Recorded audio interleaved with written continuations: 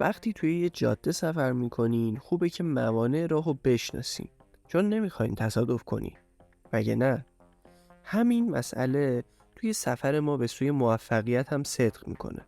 توی این ویدیو 5 عامل رو بررسی میکنیم که مانع از موفق شدن شما میشه. 1. عامل ترس.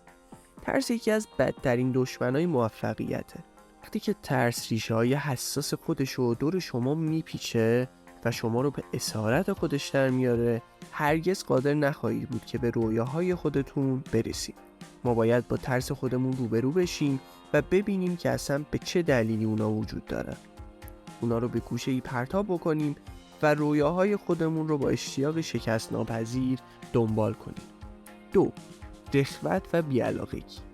بی پرده بگم، اون چیزی که بسیاری از افراد رو از موفقیت باز می‌داره عدم داشتن انرژی و انجام کاریه که باعث حرکت به سطح بعدی میشه. اونا به نقطه‌ای میرسن که احساس راحتی میکنن و سپس خودشون رو برای چرتی به درازای تمام عمرشون آماده میکنن. 3. نداشتن پشتکار. موفقیت توی تیزترین کنج یا شیبدارترین تپه است. پشتکار داشته باشین، ادامه بدید، یک تپه دیگه، یک گنج دیگه. بدبینی. نکته اینجاست که میتونید به هر چیزی که باور دارید برسید. از خودتون بپرسید که چه نوع افکاری رو با خودتون حمل میکنید.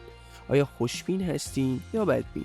اگه باور ندارین که میتونید برسید، پس نخواهید تونست. 5. انتخاب افراد نامناسب برای گذراندن وقتتون.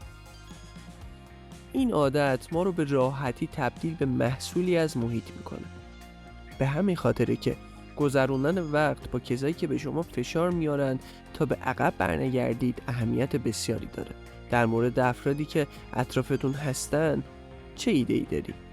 آیا این افراد با صلاحیت هستن که شما رو تشویق میکنن یا مانعی در راه موفقیتتون هستن؟